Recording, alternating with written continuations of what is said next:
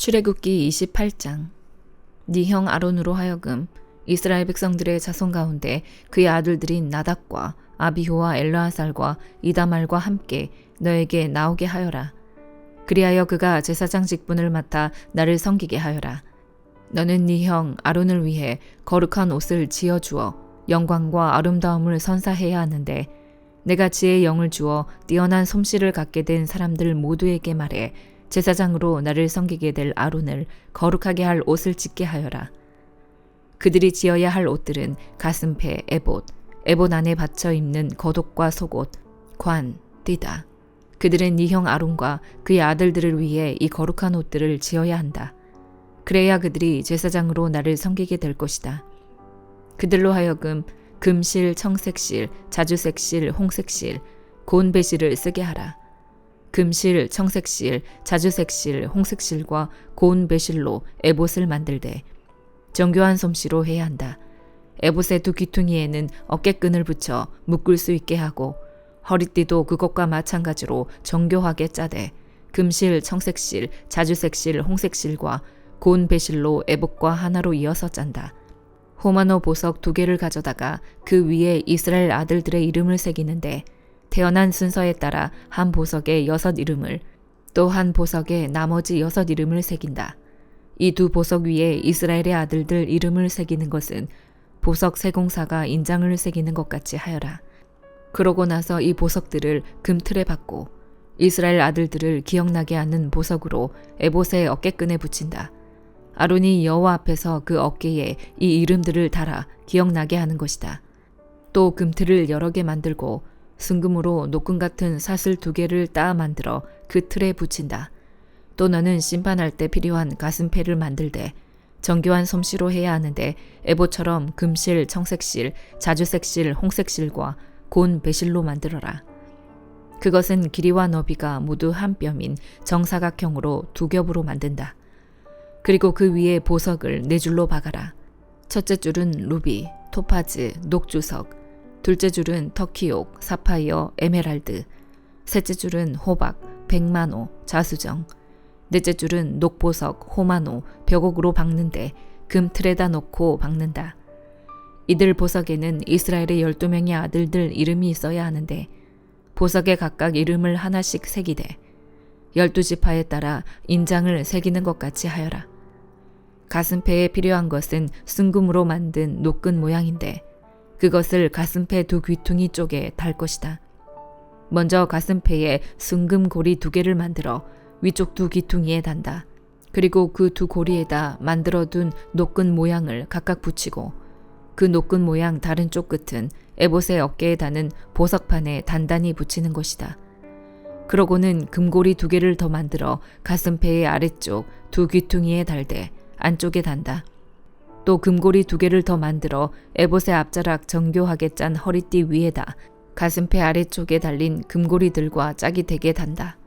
그리하여 가슴패의 금고리들과 에봇의 금고리들을 푸른 끈으로 에봇 허리띠 위쪽에서 이어주어 가슴패가 에봇 위에서 들뜨지 않게 잡아주는 역할을 하게 한다.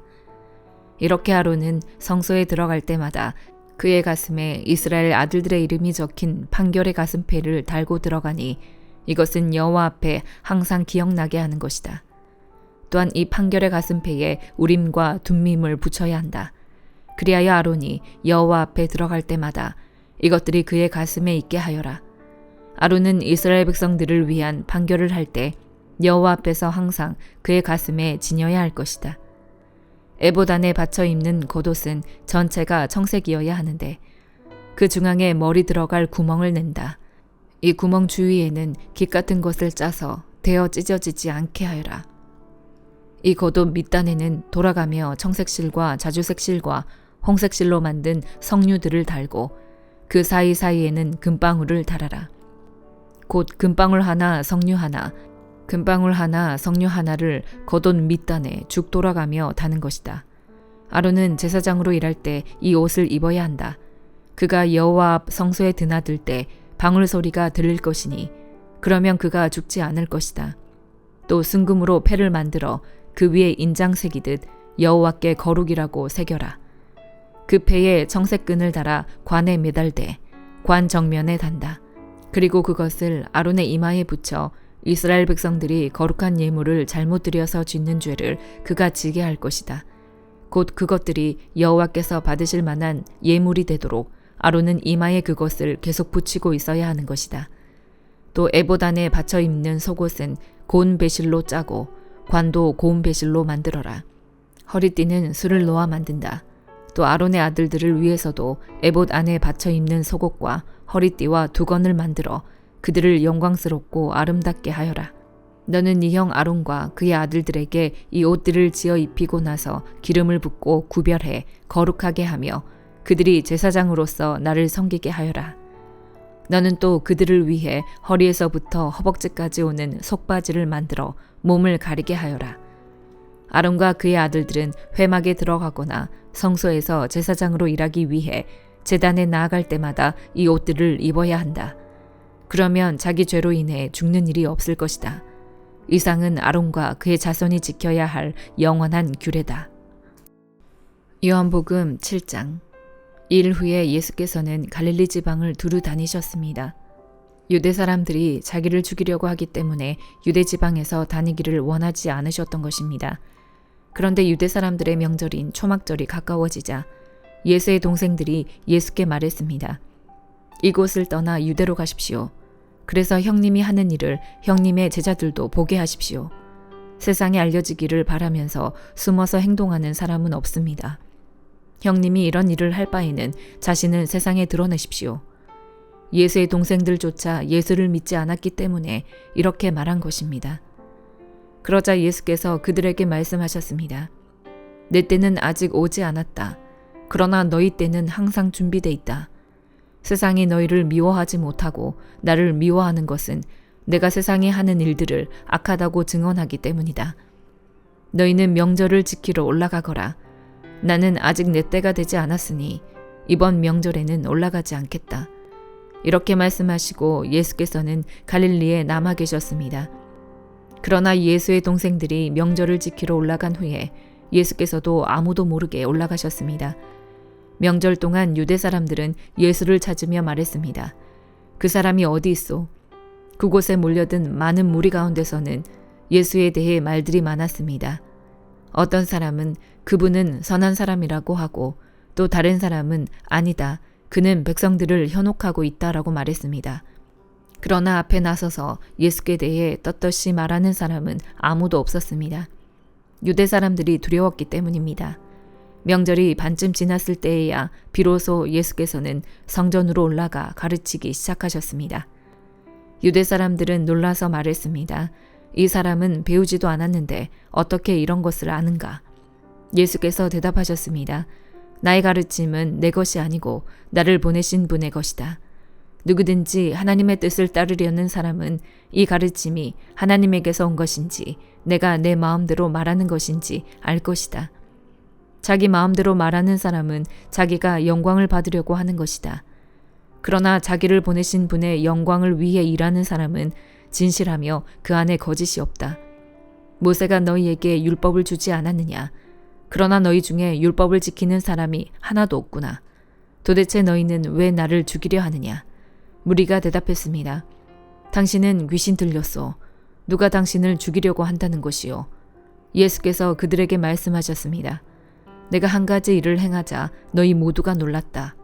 모세가 너희에게 할례법을 주었기 때문에 너희는 안식일에 할례를 베풀고 있다.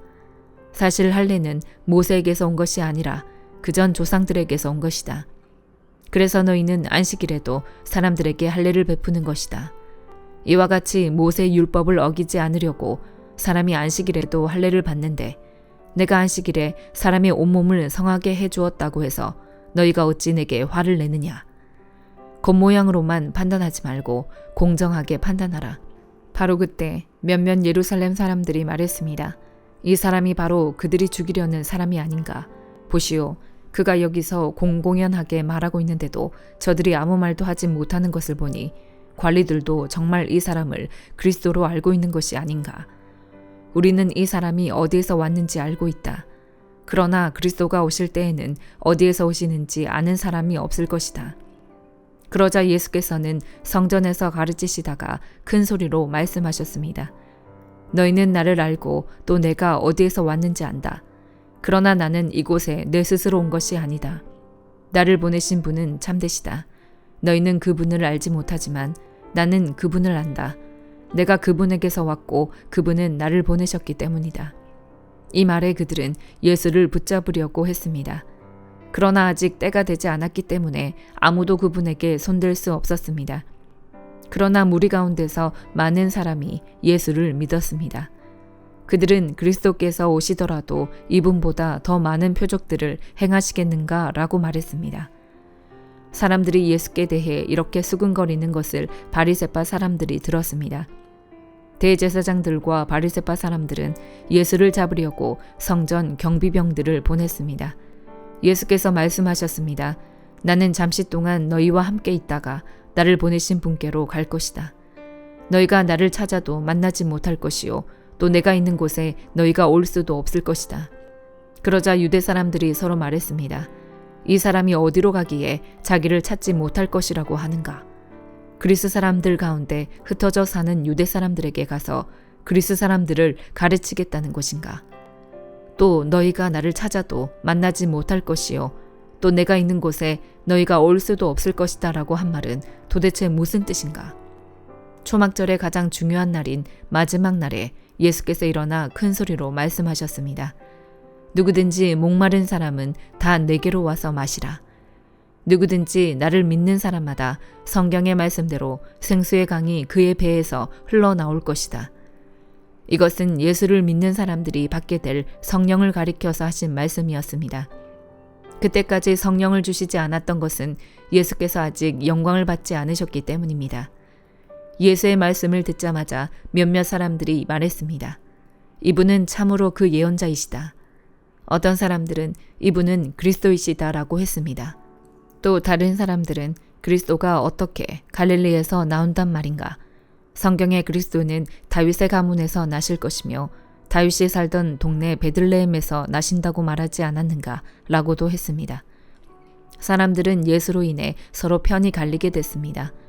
그들 가운데 예수를 잡고자 하는 사람들도 있었으나 아무도 예수께 손을 대지는 못했습니다. 성전 경비병들이 돌아오자 대제사장들과 바리새파 사람들이 그들에게 물었습니다. 왜 그를 잡아오지 않았느냐? 경비병들이 대답했습니다. 지금까지 이 사람처럼 말하는 사람은 없었습니다. 바리새파 사람들이 경비병들에게 말했습니다. 너희도 미혹된 것이 아니냐? 유대 관원들이나 바리새파 사람들 중에 그를 믿는 사람이 있더냐? 율법도 모르는 이 군중들은 저주를 받은 사람들이다. 그들 중 한 사람으로 전에 예수를 찾아갔던 니고데모가 그들에게 말했습니다. 우리 율법에는 사람을 판결하기 전에 먼저 그 사람의 말을 들어보거나 또 그 사람이 행한 일을 알아보도록 돼 있지 않소. 그들이 대답했습니다. 당신도 갈릴리 사람이요. 성경을 살펴보시오. 그러면 갈릴리에서 예언자가 나온다는 말씀이 없다는 것을 알게 될 것이요. 그리고 그들은 제각기 자기 집으로 돌아갔습니다. 잠언 4장. 자녀들아, 아버지의 가르침을 잘 듣고 주의해 깨달음을 얻으라. 내가 너희에게 좋은 가르침을 줄 테니 너희는 내 교훈을 버리지 말라. 나도 어려서는 내 아버지의 아들이었고 내 어머니가 사랑하는 외아들이었는데 그때 내 아버지는 나를 이렇게 가르치셨다. 내가 하는 말을 기억하고 잊지 마라. 내 명령을 지켜라. 그러면 네가 잘 살 것이다. 지혜와 깨달음을 얻어라. 내 말을 잊지 말고 내가 하는 말에서 벗어나지 마라. 지혜를 버리지 마라. 그러면 지혜가 너를 보호할 것이다. 지혜를 사랑하여라. 그러면 지혜가 너를 지킬 것이다. 지혜가 무엇보다 중요하니 지혜를 얻어라. 네가 가진 모든 것을 희생하고서라도 깨달음을 얻어라. 지혜를 존경하여라. 그러면 지혜가 너를 높여줄 것이다. 지혜를 붙잡아라. 그러면 지혜가 너를 영광스럽게 할 것이다. 지혜가 네 머리에 우아한 화관을 씌워주고 영광스러운 왕관을 너에게 줄 것이다. 오 내 아들아, 내가 하는 말을 잘 듣고 받아들여라.